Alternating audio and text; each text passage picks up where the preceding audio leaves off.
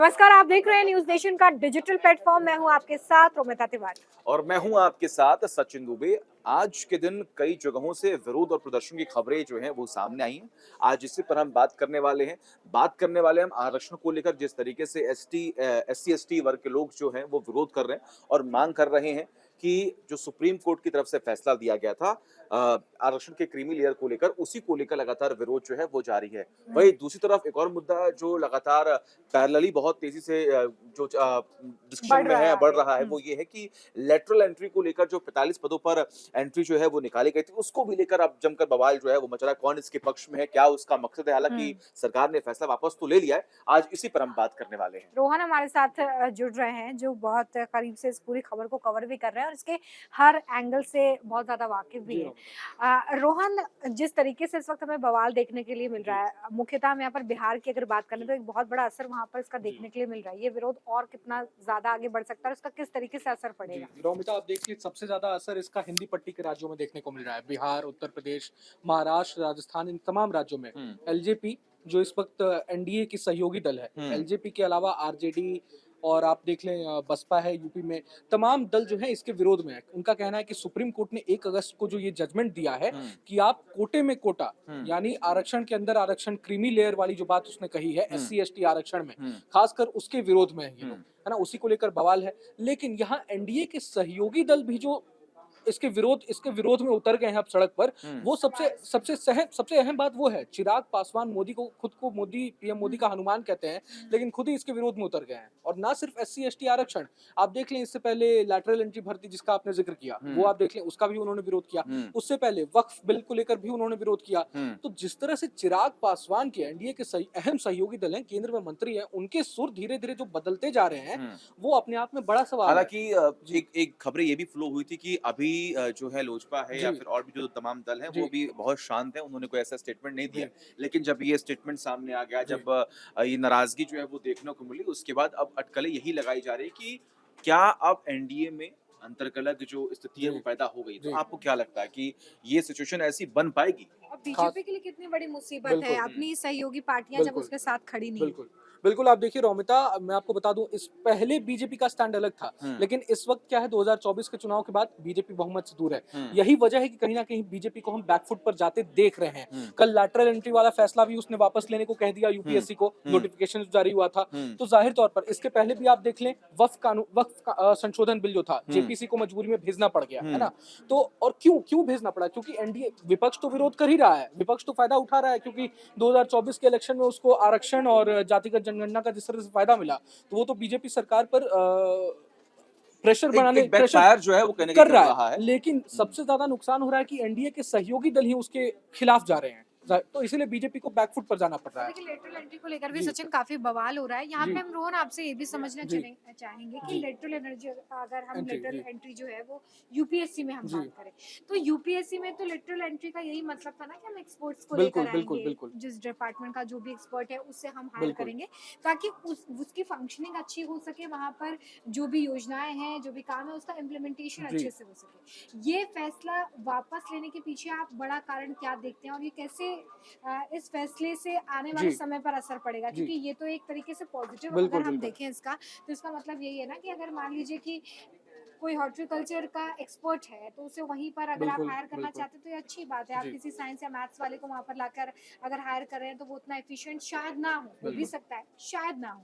तो अगर ये एक पॉजिटिव एस्पेक्ट है इस फैसले का, तो फिर क्यों फैसला वापस लिया गया? देखिए, लैटरल एंट्री ऐसा नहीं है कि भारत में अभी 2017 से ही लागू हुआ, ये तो पहले से चला आ रहा है। 1990 में भी हमने देखा, मनमोहन सिंह एग्जाम्पल है, कि सुब्रमण्यम, कांग्रेस विरोध कर रही है, क्योंकि कांग्रेस को जाहिर तौर पर फायदा मिला है ना, 2024 के इलेक्शन में। अब दूसरा आप तर्क वितर्क देख लीजिए। हमारा संविधान का आर्टिकल 16(4) क्या कहता है? आरक्षण किसी भी सरकारी नौकरी में अनिवार्य है। लेकिन लैटरल एंट्री के मुद्दे में क्या है, यहाँ सरकार का तर्क अलग है। सरकार कह रही है कि यहाँ सिंगल पोस्ट वैकेंसी निकाली गई थी, एक मुफ्त वैकेंसी नहीं निकली। तो सिंगल पोस्ट वैकेंसी में क्या है, 13 पॉइंट रोस्टर की बात आ जाती है, वहाँ 13 पॉइंट रोस्टर लागू नहीं होता है। 13 पॉइंट रोस्टर अगर यूपीएससी 2500 वैकेंसी निकालती है, वहाँ आप देखिए उसमें जो जी, जो हर सीट चार रिजर्व होती है, हाँ, सीट ती- रिजर्व हाँ, होती है, रिजर्वेशन उसमें लागू हो जाता है। हर 4 पोस्ट पे एक ओबीसी आएगा, हर 7 पोस्ट पे एक SC SC ST आएंगे, हाँ है ना। हाँ हाँ। लेकिन यहाँ तो अलग अलग मंत्रालयों के लिए अलग अलग वैकेंसी है, तो सरकार ये तर्क दे रही है। लेकिन और मेरे ख्याल से ये भी स्टेटमेंट दिया गया था कि ये ऐसा कोई इसमें बात ही नहीं है रिजर्वेशन की, जी। जो जितना योग्य होगा उसे हम हायर करेंगे। बिल्कुल, अब फॉर एग्जांपल आप सुंदर पिचाई गूगल के सीईओ हैं, हम्म तो सुंदर पिचाई को अगर इच्छा हो, अगर सरकार चाहती है कि सुंदर पिचाई आकर सहयोग करें, हम्म अपना एक्सपर्टाइज अपना करें, हाँ, ये करें हाँ, सरकार में, हाँ। तो जाहिर सी बात है एक आईएएस ऑफिसर को उतना तो एक्सपर्टाइज नहीं नहीं होगा होगा, बिल्कुल। इंफॉर्मेशन टेक्नोलॉजी के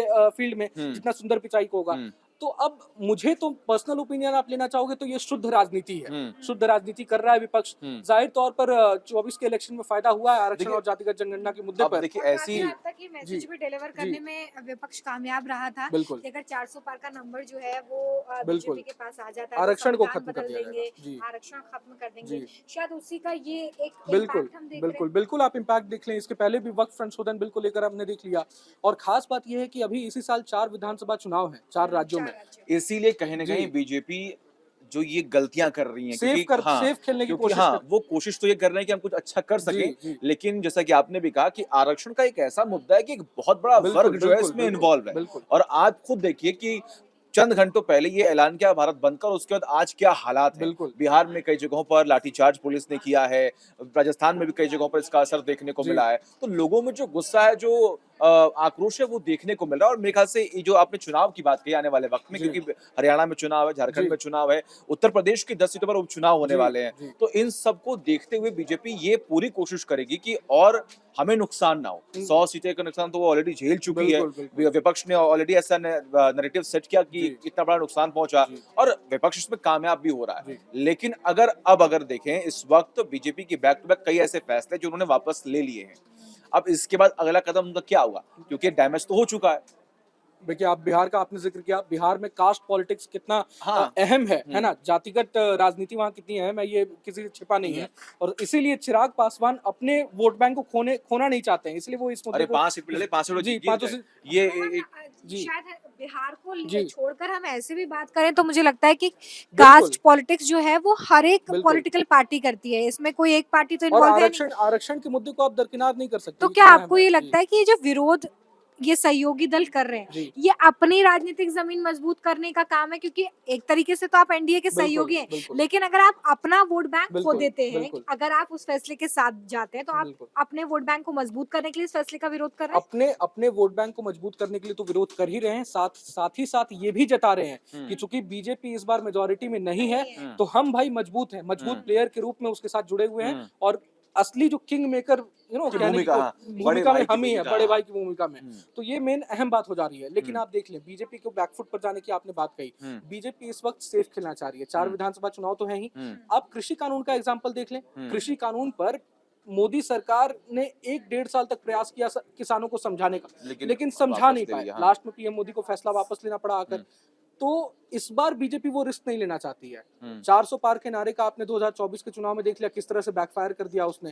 तो इस बार बीजेपी सेफ खेलना चाह रही है। हाँ, चुनाव अगर जब संपन्न हो जाते हैं, मे भी चुनाव के बाद फिर कुछ इसको लेकर ये भी हो सकता है जी कि आने वाले वक्त में अगर बीजेपी को किसी भी राज्य में बढ़त जी मिलती है, तो वो एक बार फिर से ये मुद्दा जो है जी सबके सामने लेकर आए, और फिर इस पर एक बार फिर से राजनीति जो है वो देखने को मिले। लेकिन हाँ, सचिन आपको ऐसा नहीं लगता है कि इस बार समझाने का प्रयास ही नहीं किया गया सरकार की तरफ से? यही सबसे बड़ी बात है कि इस कितना बार फर्क बीजेपी आ गया है हाँ, मतलब। बीजेपी जी कोशिश ही नहीं कर रही है। जी अगर उन्हें लग रहा है कि हमें यहाँ पे डैमेज होगा, जी अगर उन्हें ये लग रहा है कि हमें नुकसान होगा जी और हम इसे टैकल नहीं कर पाएंगे, या फिर टाइम टेकिंग कुछ जी प्रोसेस है, तो वो पहले ही बैक स्टेप ले रहे हैं। हाँ और आप खुद देखिए ना, सुप्रीम कोर्ट का फैसला आया, बिल्कुल उसके बाद कोई स्टेटमेंट इनकी तरफ से अभी तक सामने नहीं आया है। बिल्कुल शायद इसका जो इम्पैक्ट है वो लोकसभा चुनाव के नतीजे हैं, जी क्योंकि जिस तरीके से विपक्ष ये नैरेटिव सेट करने में कामयाब रहा कि अगर ये लोग आते हैं तो ये तो संविधान बदल देंगे या आरक्षण को खत्म कर देंगे, शायद बीजेपी अभी ये जानती है कि कोई भी नैरेटिव अगर उनकी तरफ से सेट किया जाता है तो विपक्ष भी एक नैरेटिव उनके खिलाफ सेट करेगा, और इस वक्त जो नंबर विपक्ष के पास है वो ये बताता है कि कहीं ना कहीं जनता उन पर विश्वास करती है, उनके द्वारा बनाए गए नैरेटिव पे विश्वास करती है। बिल्कुल। तो अब जो नरेशन है वो सिर्फ एक तरफ से नहीं है, दोनों बिल्कुल। तरफ से, और इसलिए शायद फूंक फूंक कर कदम रखा जा बिल्कुल, रहा है। आप देख लेना 2017 में ये नीति आयोग ने लैटरल एंट्री का ये सुझाया था सिस्टम का, लेकिन उस समय विपक्ष इतना मुखर नहीं था।